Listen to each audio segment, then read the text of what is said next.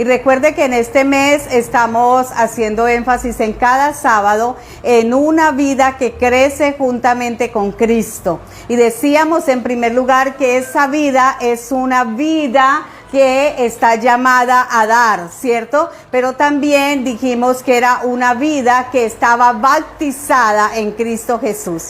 Y hoy vamos por la tercera entrega, y es que una persona que crece en Cristo Jesús es una persona que tiene una vida de cena continua. Y si de pronto hemos podido observar cómo la secuencia nos va dando un tiempo en lo que es el bautismo, otro tiempo en lo que es la generosidad, el diezmar, ofrendar y dar para el Señor, pero también ahora vamos a hablar de la cena continua, haciendo o llevándonos a entender lo que es la Santa Cena. Porque de una u otra manera lo que a veces nosotros comenzamos a practicar en la vida cristiana son rituales, como si eso se volviera algo realmente ritualista, ¿cierto? Y lo que queremos entender es que la vida cristiana no está ligada a rituales, no está ligada a hábitos, no está ligada a hacer cosas por tradición, que la vida cristiana demanda que nosotros entendamos que hay un diseño de Dios, que hay un propósito de Dios en todas las cosas, y que lo que nosotros hacemos cuando somos cristianos es vivir para Cristo, crecer en Cristo. Entonces, déjalo, amor.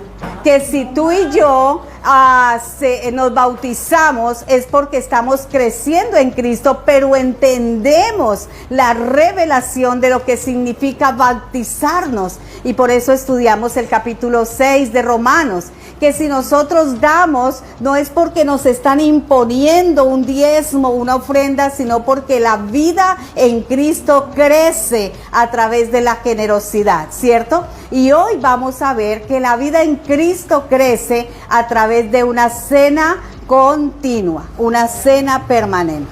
Y vamos a ir a Juan capítulo 6, versículos 51 al 56. Juan capítulo 6, versículos 51 al 56.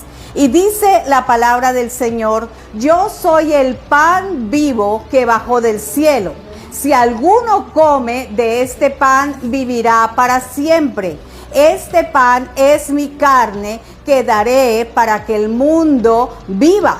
Los judíos comenzaron entonces a disputar acaloradamente entre sí: ¿cómo puede éste darnos a comer su carne? Ciertamente les aseguro, afirmó Jesús, que si no comen la carne del Hijo del Hombre, ni beben su sangre, no tienen realmente vida. Y el que come mi carne y bebe mi sangre tiene vida eterna, y yo lo resucitaré en el día final. Porque mi carne es verdadera comida y mi sangre es verdadera bebida. El que come mi carne y bebe mi sangre permanece en mí y yo en él. Amén. ¿Y qué texto? A veces es complicado hablar de Juan capítulo 6, especialmente en esta porción del versículo 51 al 56, porque estamos hablando de dos cosas bien importantes, y es de comer y de beber. Y es ahí donde Jesús está introduciendo algo poderoso, y es que quien escoge a comer y beber de Cristo está escogiendo lo mejor de lo mejor. Amén. Y el Señor por eso lo introduce en dos términos muy familiares para nosotros. ¿A quienes no les gusta comer? Comer es rico, ¿cierto? A quienes no nos gusta beber, sobre todo cuando tenemos tremenda sed, como estoy yo en este momento. Entonces me trajeron el agüita y puedo, ¿qué? Tomar agüita, beber agüita. Y es ahí donde nosotros, el Señor introduce un tema que es poderoso y que lo hemos pasado quizás muy a la ligera. Y es que Cristo en nosotros es la cena continua. Cristo en nosotros es una cena permanente. ¿Qué tiene que hacer el cristiano? su espíritu tiene que vivir unido al Espíritu de Dios. O sea, esta cena espiritual no es por lo que comemos tan solo en un pan o en una copa bebemos, sino que esta cena es por la unidad, perfecto, que da el Espíritu de Dios a mi espíritu. Y entonces al estar unido en el Espíritu, el cuerpo de Cristo, su sangre está dándose a comer y a beber por nosotros. Y entonces nosotros alimentamos nuestro espíritu de Cristo el Señor. Por eso Él dice, el que coma de otro pan y beba de otra copa va a tener necesidad, va a tener hambre, ¿cierto? Pero el que come y bebe de mí permanece para siempre. ¡Qué bueno! Saciado. Por eso lo que el Señor establece aquí es una forma de vida. Digan conmigo, una forma de vida que debe de hacerse diariamente y que Cristo tiene que estar presente en nuestro espíritu de manera continua, ¿cierto? ¿Qué pasa con nosotros cuando hacemos ayuno? Estamos absteniéndonos ¿de qué? De comer. Y muchas veces decimos, sí, yo puedo dejar de comer, pero de tomar agüita no, porque me puedo deshidratar, ¿cierto? Entonces el Señor nos dice que esta práctica espiritual también es continuamente. El comer y beber de Cristo es de manera permanente. Así como nuestro cuerpo necesita ese alimento diario, nuestro espíritu también lo necesita. ¡Qué bueno! Entonces, el comer y beber, yo quiero dejar esto bien enfatizado, no es una celebración anual o una celebración mensual con unos elementos, ¿cierto?, que hacemos en la cena o Santa Cena, sino que es algo vital, pero también es algo cotidiano, espiritual y cotidiano. Es decir, el Señor nos dice, es que comer y beber de Cristo tiene que ser algo continuamente en el espíritu, porque el que no come y bebe de Cristo se va a desnutrir, no va a haber vida en él. Entonces es algo vital, es algo de vida, pero es algo cotidiano, es algo permanente. No se tiene que convertir solamente en una ceremonia una vez por mes. Por eso, aún el acto de celebrar la cena del Señor tiene que ser algo para nosotros, no ligado a una liturgia, sino realmente a un estilo de ¿qué? De vida, ¿cierto? Entonces quizás estamos haciendo el devocional, estamos recibiendo una palabra del Señor y ahí estamos comiendo de Cristo, ahí estamos bebiendo de Cristo y Cristo se está revelando a nosotros. Y entonces nosotros decimos, qué bueno traer ahora un vinito, traer una porción de pan y voy a ¿qué? A comer la cena del Señor. ¿Por qué? Porque estoy conectando esa vida en el Espíritu con esa celebración sacramental, si así lo queremos llamar, ¿cierto? Por eso vamos a Juan capítulo 6, versículo 27, 29 y aún el 35. Y él nos sigue explicando la cena continua. Dice, trabajen, pero no por la comida que es perecedera, sino por la que permanece para vida eterna, la cual les dará el Hijo del Hombre. Sobre este ha puesto Dios el Padre su sello de aprobación. ¿Qué tenemos que hacer para realizar las obras que Dios exige?, le preguntaron. Esta es la obra de Dios, que crean en aquel al que Él envió, le respondió Jesús. Y yo soy el pan de vida, declaró Jesús. El que a mí viene nunca pasará hambre, y el que en mí cree nunca va a tener sed, o no tendrá sed jamás. Amén. Entonces lo que el Señor Jesucristo quería dejarnos por herencia a nosotros es la misma forma de operar y vivir que Él tuvo con Dios. Él dependía del Padre. Él decía, lo que yo hago es porque lo veo hacer ¿a quién? A mi Padre. La sustancia de Cristo venía ¿de quién? De Él, del Padre.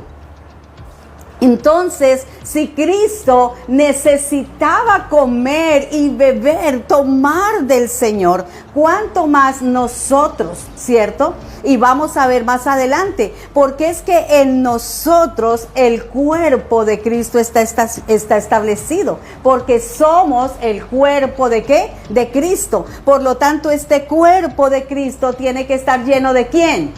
De Cristo. Amén.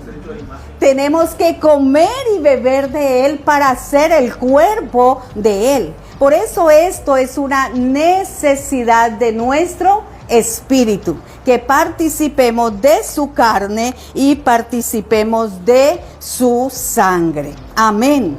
Vamos a volver a leer el versículo 56 de Juan capítulo 6.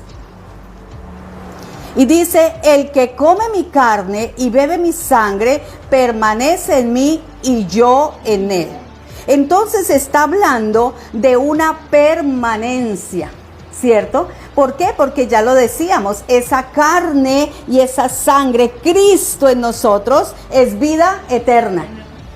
Ahora Cristo en nosotros permanece en nosotros. Entonces no es algo que yo voy a comer un día que voy domingo a la iglesia. No es algo que yo voy a comer un día de celebración de Santa Cena. Cristo lo estoy, ¿qué? Comiendo y bebiendo a diario, continuamente. Por eso Él se hace en nosotros morada permanente. ¿Qué nos decía, pastor? Estoy unido al Espíritu de Dios. Ajá. Soy uno mismo con Él. Sí, Señor. Dice, el que se une a Dios, el que se une a Cristo, un espíritu es con Él. Amén. Y ahora, ahí donde estamos comiendo el uno del otro, el otro que estamos fusionados. Qué bueno, ¿cierto? Mira que me acaba el pastor de dar una idea con respecto a cuando el Señor dice que somos una sola carne con el esposo, ¿cierto? Algo que está ¿qué? Unido, fusionado. Y podemos afirmar que el Espíritu de Dios que se ha unido al Espíritu nuestro y nuestro Espíritu está unido al Espíritu de Dios, entonces Él también nos ha unido al Padre y nos ha unido al Hijo. Entonces no es solamente Cristo el dispensado en nosotros, sino el Padre, el Hijo y el Espíritu Santo dispensado en nosotros. Gloria al Señor. Y por eso el Señor Jesucristo, al impartir esa vida de Él en nosotros, nos injerta en su cuerpo. Por eso la iglesia es llamada el cuerpo ¿de quién? De Cristo el Señor. Porque la iglesia recibe de Cristo. No es una cabeza que se pone o que se quita. No es un cuerpo que se conecta y se desconecta. Es un cuerpo que permanece en relación continua con el Señor. Él es nuestro Dios. Por eso 1 Corintios 12:13 dice, todos fuimos bautizados por un solo espíritu para constituir un solo cuerpo. Todos fuimos bautizados ¿en qué? En un solo espíritu para constituir ¿cuántos cuerpos? Un solo cuerpo, ya sean judíos o gentiles, ya sean esclavos o libres, a todos nos dio a beber de un mismo espíritu. ¡Oh, qué bueno! Entonces, aquí no puede haber la iglesia A, B o C o D, ¿cierto? Porque no es muchos cuerpos, es un solo cuerpo. Si todos hemos, ¿qué? Bebido. ¿De quién? De un mismo espíritu. El Espíritu de Dios. Entonces, si hay alguien que no está unido al cuerpo, es porque no está bebiendo y comiendo del mismo espíritu, del mismo cuerpo. Ahora, ¿qué pasa con esto? Que el Señor lo permite, lo deja ver, ¿cierto? Cuando Él no es la cabeza de ese cuerpo. Por eso Cristo nos viene a mostrar que a través del cuerpo de Cristo Él está estableciendo el reino de Dios. Entonces, ¿qué se establece en la iglesia? El reino de Dios. Pero hay algo aquí importante, y es que Primera de Corintios, uno de los capítulos que siempre leemos en la cena del Señor, cuando dice que algunos no disciernen. No disciernen. ¿Qué significa la palabra discernir? No distinguen, no interpretan, no conocen, no han recibido la verdadera revelación. Entonces dice que algunos no disciernen correctamente. Y en eso sí hay graves problemas, ¿cierto? ¿Por qué? Porque encontramos que el no discernir correctamente el cuerpo de Cristo hace que el cuerpo de Cristo esté mutilado, esté dividido, y aún dice la Escritura que muchos están, ¿qué? Enfermos, y algunos mueren. ¿Por qué mueren? Porque no están correctamente discerniendo el cuerpo de Cristo. Quien está viendo el cuerpo de Cristo como, déjeme decirle, como la habitación para escapar de un problema, pues no está discerniendo correctamente qué es el cuerpo de Cristo. Por eso vamos a leer 1 Corintios 11, 23 en adelante. Y dice: yo recibí del Señor lo mismo que les transmití a ustedes, que el Señor Jesús, la noche que fue traicionado, tomó pan y después de dar gracias lo partió y dijo: este es mi cuerpo que por ustedes entrego, hagan esto en memoria de mí. De la misma manera, después de cenar, tomó la copa y dijo: esta copa es el nuevo pacto en mi sangre, hagan esto. Y cada vez que beban de ella, en memoria de mí. Porque cada vez que comen este pan y beben esta copa, proclaman la muerte del Señor hasta que Él venga. Por lo tanto, cualquiera que coma el pan o beba la copa del Señor de manera indigna, será culpable de pecar contra el cuerpo y la sangre del Señor. Qué tremendo, ¿cierto? Así que cada uno debe de examinarse a sí mismo antes de comer el pan y beber de la copa. Porque el que come y bebe sin discernir el cuerpo, come y bebe su propia condena. Por eso hay entre ustedes muchos débiles y enfermos, e incluso varios han muerto. Si no examinamos a nosotros mismos, se nos juzgará. Pero si nos juzga, el Señor nos disciplina para que no seamos condenados por el mundo. Y hay aquí tres cosas que vamos a mirar. La una es que en nombre o por qué se celebra la cena del Señor. Aquí en este pasaje dice que es en memoria ¿de quién? De Cristo. La iglesia primitiva vivía cada día compartiendo el pan en las casas. O sea que cada cuanto ellos discernían que era el cuerpo de Cristo. Permanentemente.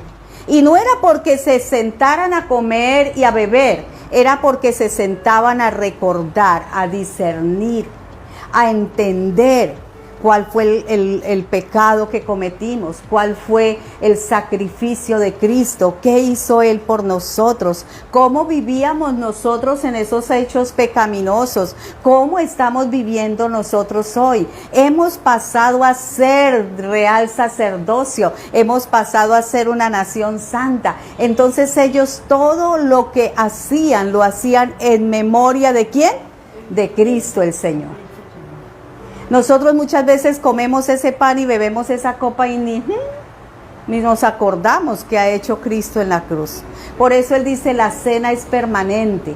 Levántate pensando en mí. Haz memoria de mí en tu caminar. Haz memoria de dónde te he tomado. Haz memoria de lo que tú eras. Haz memoria de cómo el Señor te está llevando de gloria en gloria ahora. Haz memoria cómo el Señor te ha limpiado, ha perdonado tus pecados. O sea, todo tiene que ser en memoria de Cristo el Señor.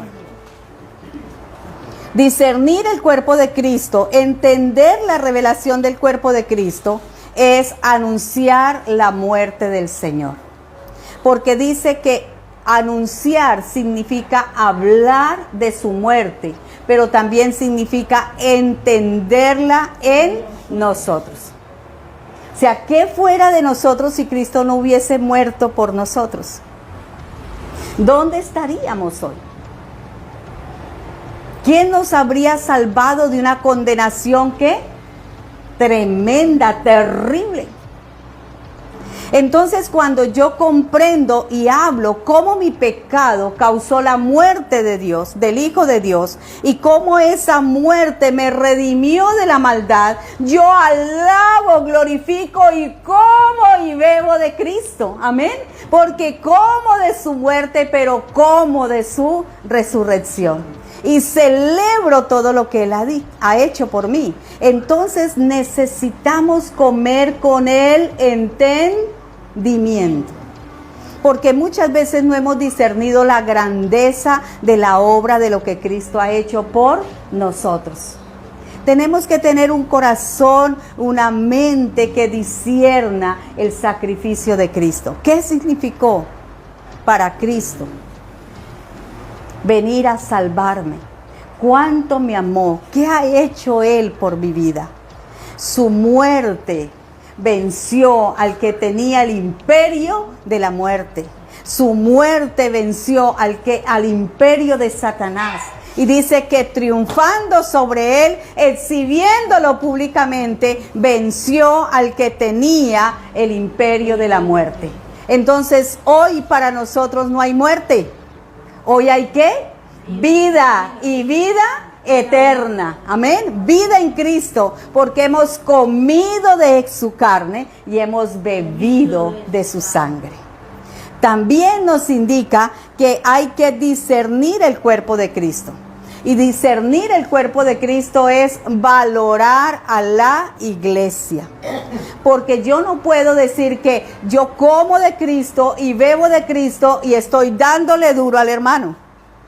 Porque si el hermano es cuerpo y sangre de Cristo, yo estaría teniendo dificultad para discernir quién es el cuerpo de Cristo hoy en la tierra. Entonces, cuando yo, por lo contrario, participo de ese amor, participo de esa unidad, participo de esa diversidad de miembros, porque es que no somos iguales. El hecho de que estemos unidos no es porque vamos a ser igualitos, idénticos, ¿no? Es porque en medio de todo lo diverso, el Señor nos ha entrelazado para funcionar como un organismo vivo. ¿Qué diferencia hay entre la orejita y el ojo? Muchísima, ¿cierto? No están iguales ni de forma, ni de tamaño, ni aquí no hay ¿cómo se llama? Ayúdenme, la pepita del ojo se llama ¿cómo?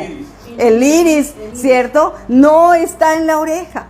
Hay mucha diferencia entre el uno y el otro, pero ¿cómo estamos unidos? ¿Para qué? Para funcionar, y siempre para orientarnos, para guiarnos. Entonces, discernir el cuerpo de Cristo es discernir y valorar cómo es la iglesia del Señor. ¿Cuánto es mi hermana especial? ¿Cuánto es mi hermano especial? ¿Cuánto el Señor me permite tener a una persona que está conmigo, que yo estoy con ella y que todos somos un solo cuerpo y funcionamos igual, ¿cierto? Entonces, cuando estamos hablando de comer a Cristo y beber a Cristo, tenemos que tener memoria de Él, tenemos que anunciar su muerte, pero también tenemos que discernir quién es la iglesia del Señor. Vamos a terminar concluyendo con un pasaje más de 1 Corintios 10, 16 y 17. Y dice esta porción: esa copa de bendición por la cual damos gracias, ¿no significa que entramos en comunión con la sangre de Cristo? Ese pan que partimos, ¿no significa que entramos en comunión con el cuerpo de Cristo? hay un solo pan del cual todos participamos. Por eso somos muchos, pero formamos un solo cuerpo. Amén. Entonces, qué bendición cuando damos gracias por la iglesia, ¿cierto? Qué bendición cuando entramos en comunión en la sangre de Cristo. Qué bendición cuando partimos y compartimos en la comunión con el cuerpo de Cristo. Qué bendición, porque todos, aunque somos muchos, formamos un solo cuerpo, una sola iglesia. Entonces, ¿dónde está hoy el cuerpo y la sangre de Cristo? No tanto en un acto ceremonial. El cuerpo y la sangre de Cristo está en nosotros, en la iglesia. Porque hemos comido y bebido de Él, porque seguimos comiendo y bebiendo de Él, porque Él permanece en nosotros y nosotros permanecemos en Él, porque Él es nuestra cabeza, nuestra autoridad, nosotros su cuerpo, porque cada hermano, cada hermana que come y bebe de esa misma carne y de ese mismo cuerpo, de esa misma sangre, está siendo parte del cuerpo de Cristo. Con esto pudiéramos decir que hablar de una cena continua significa también hablar de una comunión continua. La iglesia jamás tiene que estar dividida. La iglesia no puede funcionar en una condición de separación. Dice que los que tales hacen y no disciernen correctamente el cuerpo de Cristo están enfermos y aún pueden ¿qué? Morir. Porque no están comiendo y no están bebiendo correctamente quién es Cristo el Señor. Qué bueno, porque nosotros estamos creciendo juntamente ¿con quién? Con Cristo, discerniendo y entendiendo la revelación de lo que es su bautismo, de lo que es su generosidad, aquel que no escatimó nada, sino que todo lo dio por nosotros. Y estamos viendo cómo su cuerpo y su sangre está establecido hoy en la iglesia del Señor. Amén. Amén.